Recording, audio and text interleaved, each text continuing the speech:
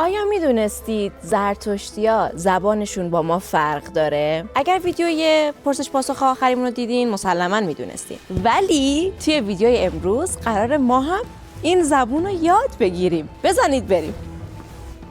درود، حالتون چطوره؟ خیلی خوش اومدین به چنلمون. درود فراوان به آقا مهداد. درود بیکران بر همه دوستان و شما و بابای گرامی که در خدمتتون هستیم. سلامت باشید. دوستان یادتونه تو اون ویدیو گفتم که کامنت بذارین که آقا مهداد در عمل انجام شده قرار بگیرن که این ویدیو رو درست کنیم. در عمل انجام شده قرار بگیریم. در خدمتیم، هر کاری از دستمون بر بیاد انجام میدیم. سلامت باشین. یک عالمه درخواست داشتیم برای این ویدیو امروز. با امید خدا. قراره یکم سخت باشه چون هیچ وقت ویدیو آموزش زبان درست نکردم.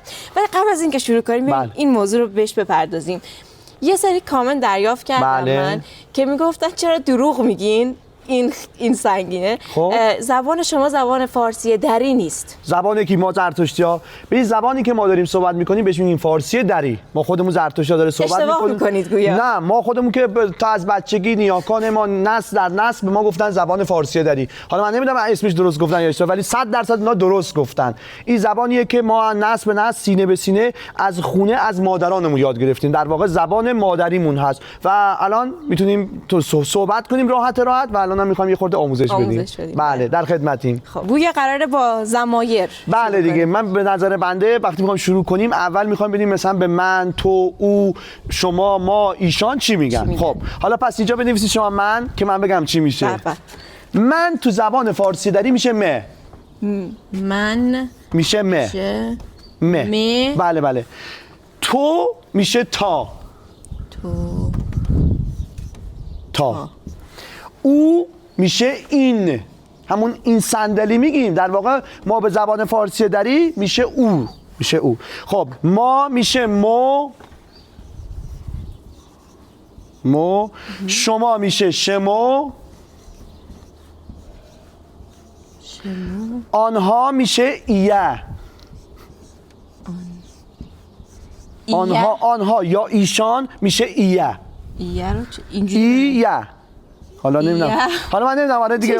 ببینید یه نکته من اینجا به شما دوستان بگم که زبان ما نوشتاری نیست. زبان ما بیشتر گفتاریه. خب مثلا نوشتاری اصلا کار نمی‌کنیم. برای که بعضی وقتا خودمون زرتشتی می‌خوام نوشتاریش کار کنیم میایم فینگلیش می‌نویسیم. یعنی مثلا چون که به انگلیسی میشه او او اینا رو مثلا تشخیصات برای اینا که اینجوریه. پس متوجه شدید من میشه م، تو میشه تا، او میشه این، ما میشه مو، شما میشه شمو، آنها میشه ایه. خب بذارید من اینو اینجوری هم بنویسم که شاید بهتر. ایه. آره.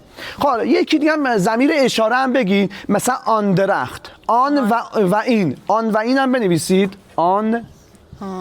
خب آن میشه آ. آره، آ خالی. این میشه ما. بله میشه ما. خب من حالا این پس زمانی رو یاد بگیرید. آن میشه آ اشاره دور، این میشه ما اشاره نزدیک. مثلا میخوام بگیم این مثلا این میز. خب ما میزه یعنی این میزه. خب حالا پس حالا متوجه شدید که ضمایر این خیلی مهمه. تا اینا رو یاد نگیرید نمیتونید. پس من میشه من، تو میشه تا، اون میشه این، ما میشه مو، شما میشه شمو، آنها یا ایشان میشه ایه. خب بعد آن که اشاره دوره میشه آ و این که اشاره نزدیکه میشه ما. پس تا اینجا حالا فعل هست. مثلا من هستم، تو هستی، اون هست، ما هستیم، شما هستید، آنها هستند. میشه مه ها، تا ه، این ها، مو هیم، شمو هید، ایه هن. یه دقیقه بذارین اینا بنویسید. آره جلوش اونجوری بنویسید. بله. مه ها، یه ه بذارید. مه ها. آره. تا ه، این ها یعنی او هست. مهم، شما هید. اینجاهاش شبیه شد. ببینید الان داره از همینجا داره مشخص میشه که ریشه زبان فارسی که من و شما داریم با هم دیگه صحبت میکنیم. خب حالا آنها یا یه هن دی هم داشته که شده ما دیگه میندازیم هند. در واقع یه هند نمیگیم، یه هند. چون ببینید در زبان برای که ساده تر صحبت بشه، روونتر صحبت بشه، خیلی از واژگان را میندازن یا شکسته میکنن. پس آره. خب حالا آ اینا ببین میخوام اینا چون ضمایر در واقع مثل او هستن میشه آها ما ها جفتشون میشه ها هست اینجوری که آره آره. خب مثلا حالا یکی مثال مثلا شما مثالا رو شاید به ما بگید من براتون بزنم. مثلا میخوام بگی که من خوب هستم. ببین واژه خوب به زبان فارسی دری ما میشه خب. خب حالا میخوام بگم من خوب هستم خب ها. خب پس فعله میاد دقیقا مثل ببین اینجا به بعد دیگه مثل زبان فارسی خودمونه. میخوام بگی من خوب هستم دقیقا خب ها میشه فاعل بله به اضافه صفت به اضافه فعل ما اینقدر هیچ وقت دستور زبانی کار نکردیم ولی خب دقیقا مثل فارسی خودمونه. من خوب هستم خب ها. تو خوب هستی تا خب ه. این او خوب هست این خب ها. ما خوب هستیم شما خب هید ببخشید ما خب هیم شما خوب هستید شما خب هید. آنها خوب هستن خب هن. خب خیلی تمرین میخواد. نه ببینید خیلی ساده بود این. آره نه ضمیرا رو اگر یاد بله. حالا یکی فعل هست مثلا این فعل هست بود یعنی هستم. خب حالا یه فعلی مثلا بودم گذشته هستم. خب مثلا شما هست مال زمان حال دیگه. خب بودم مثلا یه مثال بزنم مثلا که بودن توش باشه. من خوب بودم. چی؟ من خوب آره بودم. من خوب بودم خب با تا خب باه. حالا اینم میخواد به بودن اینا رو پاک کنیم. آره بریم برای فقط این پاکش کنیم که من بگم. خب از اونجایی که تقریبا تو همه ویدیوها بهم میگین اینو یعنی کامنت برام گذاشتین که آقا مهداد معرفی کن. ما چون انقدر مزاحمشون شدیم هر سری دیگه یادم میره که شاید برای شما لازم باشه معرفی کنم دوباره. آقا مهداد دوست زرتشتی ما هستن. ما یه عالمه ویدیو با هم درست کردیم. من این بالا و هم توی کپشن آدرس پیج اینستاگرام و کانال یوتیوبشون رو میذارم. اگر سوالی چیزی دارید میخواید با خودشون صحبت کنید بومگردی دارن میخواین بیاین بومگردیشون همه اینا میتونید به این پیج پیام بدید و با خودشون مستقیم صحبت کنید سوالاتتون هم بپرسید. خب حالا بریم تو کار فعل بودم که میشه گذشته هستم یعنی هست بودنش میشه گذشته. حالا من بودم با من که میشه آره با اینجوری حالا تو بودی تا با خدای بزرگ تا با آره او بود این بو این به او بو این بو یعنی اینجوری بذارم به او آره ما با ایم ما بودیم با ایم آره شما با اید با اید آنها بودن یا ایشان با ان با ان. به این خیلی مهمه. پس فعل هست و بودن اینجا صرف شد. من بودم با تا با این با مو با ایم شما باید با ان. خب حالا یه چیزی وسط بگم. خب آره مثالم بفهمی شما مثال یه چیز بگم دوستان اینا رو یادداشت کنین ما پاک می‌کنیم اینجا که کاغذ قلم داشته باشی شما یادداشت کنین. این خیلی مهمه. ببین تا این فعلا جزء زیر ساختای زبانه. تا این فعل هستم و بودن رو یاد نگیرن نمیشه لول بعدی. خب حالا شما مثال بزنید مثلا بگید من بگم ادون. من کوچک بودم. ببینید ما به واژه کوچک بگیم کسوگ. بنویسید کسوگ. اینجا می‌نویسید کسوگ. بله کسوگ. آره کسوگ. خب حالا میخوام بگم من کوچک بودم کسوگ با تا کسوگ با این کسوگ با ما کسوگ بایم شما کسوگ باید کسوگ با حالا یه چیز دیگه واژه دیگه هم بگید شما دیگه چی به ذهنم مثلا واژه خسته مثلا من خسته بودم. خب خسته میشه خواسته بله خسته میشه خواسته آره میخوام بگم من خسته بودم خواسته با تو خسته بودی تا خواسته با این خواسته با مو خواسته بایم شما خواسته باید خواسته با ان. خب پس اینا رو یاد بگیریم دیگه بعد یاد خب اینا چون این دو تا فعل هست و بودن جزء فعلای خیلی مهمه. حالا مثلا ما وقتی هم میبینیم بریم تو حالا حال احوال پرسی که ریشه شروع حرف زدن با هم دیگه است. شما تا میخوای وقتی تا یه نفر رو ببینید اول حال احوال میپرسید، پس اینا رو میخواید پاک کنیم بریم تو احوال پرسی. قسمت بعدی. خب حالا میخوایم که وقتی دو نفر همراه میبینن با هم حال احوال کنن و ببینن که چی میگن. روشکیاکا. خب وایسید بگم بدون. شما الان ساعت تقریبا 10 و 11 صبح. خب بله. ما دیگه از صبح زود که رد میشه تا غروب آفتاب وقتی ما زرتشتی یا هم رو میبینیم که میخوایم با هم دیگه مکالمه‌ای داشته باشیم میگیم روشکیاکا. روشکیاکا شکسته شده واژه روژگورنیاکا هست.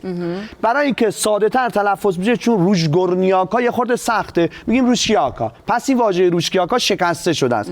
روژگورنیاکا حالا وقتی ما بگیم روژگورنیاکا همه میفهمن یعنی روزگار نیک باد، یعنی روزگار خوب باد، نیک باد. خب پس وقتی ما هم میبینیم اولی چیزی که به هم میگیم دو تا زرتشتی میگیم روشکیاکا. حالا میخوایم بگیم که خوب هستی، ببین شما تا یکی میگیم درود خوبی. خب دقیقاً شما نکن تو مکالمات روزمرگی تا یکی چیزی رو میخوای شروع کنی میگی درود خوبی یعنی خوب هستی در واقع. خب حالا میگم روشکیاکا، میتونم حالا بگم تا خبه. خب در واقع تا خبه علامت سوال بذارم که این یه خورده سخت میشه. خب تا خبه میگیم روشکیاکا خبه تاشو برمی‌داریم. آره توشو برمی‌داریم. آره مثل ما که نمیگیم تو خوبی میگیم خوبی. آفرین. ببین هر چی شما در فارسی اجرا میکنید تو زبان فارسی داریم اجرا میشه. یعنی هیچ فرقی با هم نداره.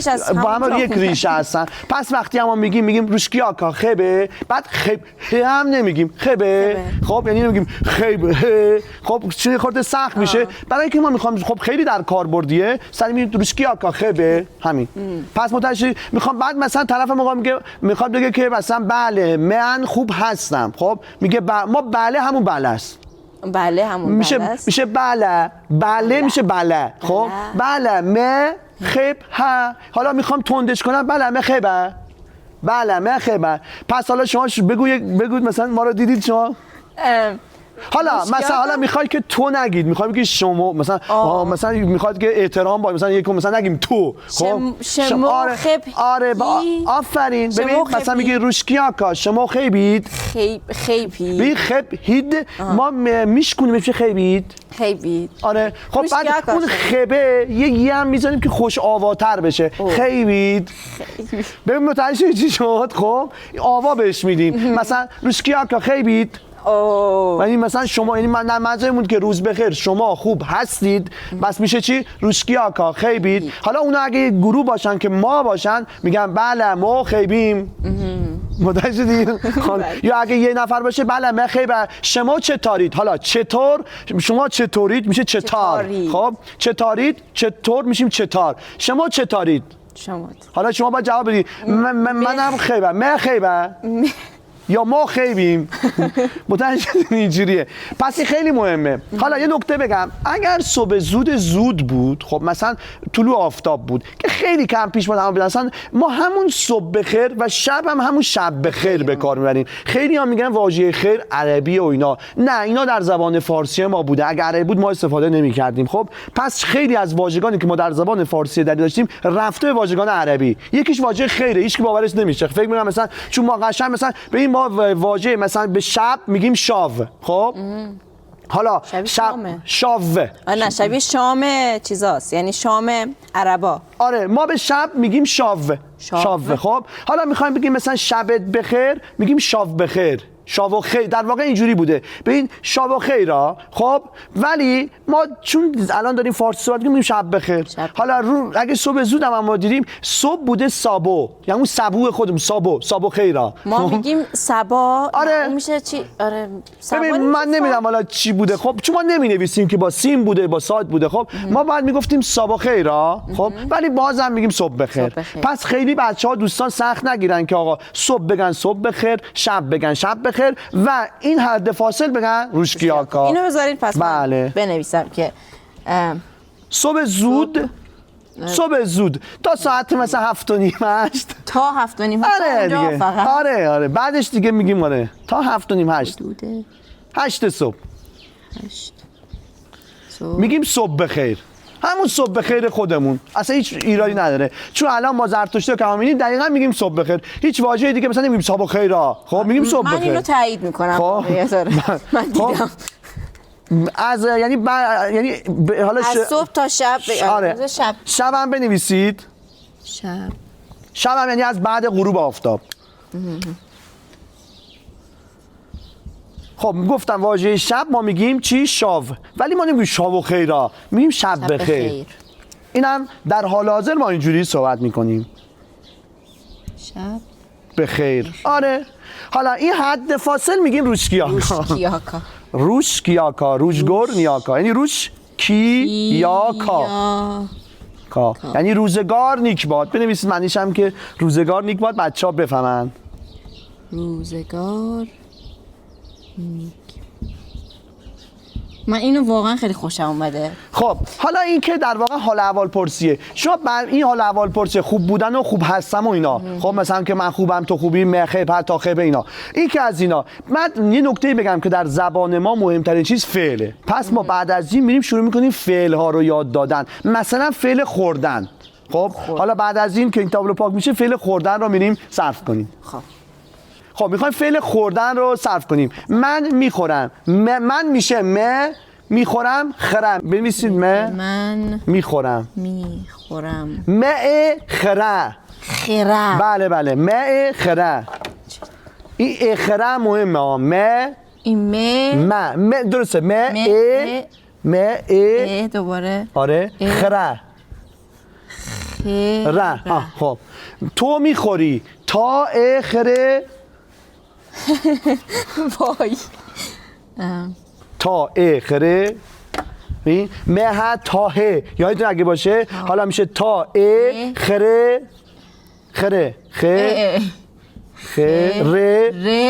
او میخورد. این خرا. بیاید اینو نگیم. ببین این میه در واقع همون هست. من میخورم، تو میخوری، او میخورد. اینه میخوام اینا که بنویسیم. حالا او میخورد. این خرا.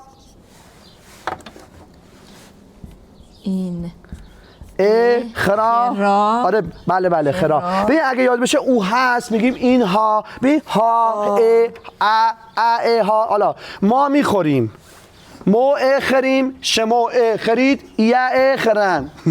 ما میخوریم، شما میخورید، آنها یا ایشان میخورند. آنها میخورند. پس میشه مو خریم، مو خریم، شما خرید، آره خرید، یا خرن، آره یا خرن، آره. ببینید پس تو این نگاه کنید، من گفتم دقیقاً دستور زبان فارسی داری عین زبان فارسی خودمونه. ببین حالا ما چون تند صحبت میکنیم مثلا میگیم مو خریم، ببین ما نمیگیم مو خریم. ببین اینا کن مو خریم. خب ولی نکتهش این بود که من قشنگ میگفتم که ای هست که بدونید که آقا این ای همون میه هست. خب ناکن دقیقاً ما میگیم ما میشه مو، میه در واقع میشه ای، خوری میشه خریم. خب پس مثلا میخوای یه چیزی بگید، مثلا من نان میخورم. خب نان به زبون خودم میشه نون، همون نون خودم. خب من نون خره. ببین من نون اخره میشه من نون خره. حالا تو نون میخوری، تا نون اخره میشه نه تا نون خره. ببین اینا رو به هم بچسبونید سادهش کنید. تا نون خره. حالا او نون میخورد، این نون خرا، ما نون خریم، شما نون خرید، یا نون خرن.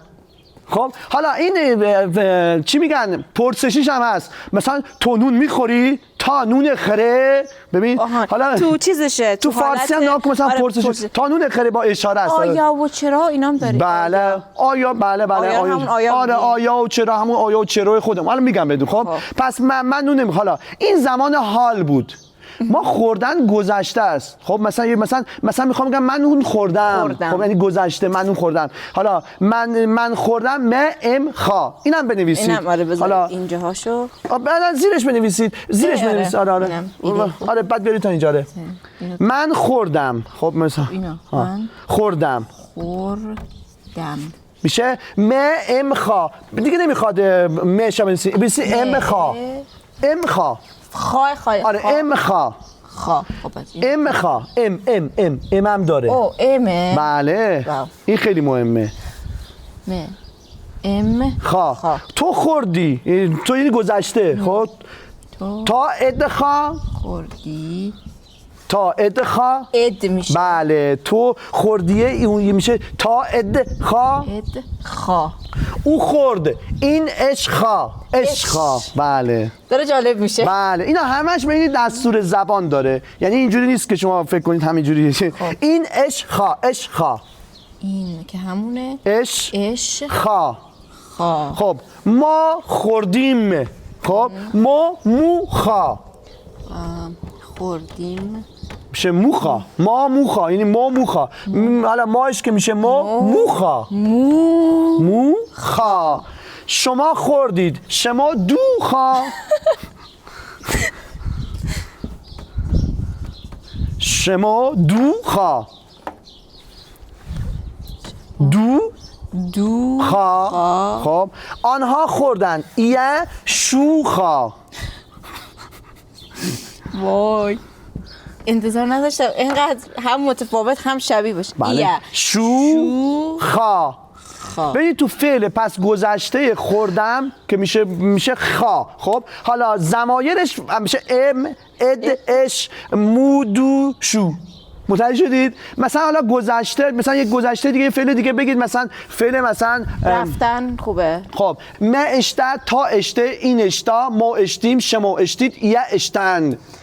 خب حالا پس تو گذشته یادتون باشه تماما در فعلای گذشتمون ضمایرش اینجوره ام اد اش مو دو شو. پس این در ذهنشون بسپارم بچه‌ها. حالا یه مثال بزنید مثلا میخوام بگی که مثلا من سیب را خوردم. خب به سیب میگیم سوو. خب آره سوو. خب میخوام بگم اگه میخوام اینجوری سوو ام خا. خب حالا ما اینجوری میگیم سوو ام خا. خب سوم خا خب میشکنیمش داره. خب سوم خا تا سوود خا ولی اونا میگیم بازم. ببین ام خا خشنگ بعضیا هم میگم ام خا. خب حالا مهم نیست ولی امه بیشتر. خب سوم خا تا سوود خا این سووش خا ما سوو مخا شما سوو دو خا ایه سوو شو خا.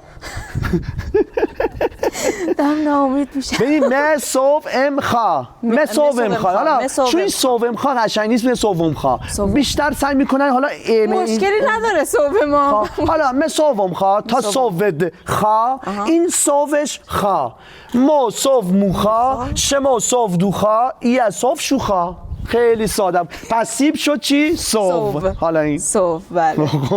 سپاسگزارم از اینکه تا اینجا این ویدیو همراهمون بودید. مسلماً که به قسمت بعدی کشیده میشد. در نتیجه که همینجا فعلا این ویدیو رو تموم میکنیم. ادامه آموزشات تو قسمت بعدیه. اگر این قسمت رو دوست داشتین یادتون نره که لایکش کنین که به دست بقیه هم برسه. دکمه سابسکرایب هم بزنین که ویدیوهای بعدیمون رو از دست ندین. بدرود.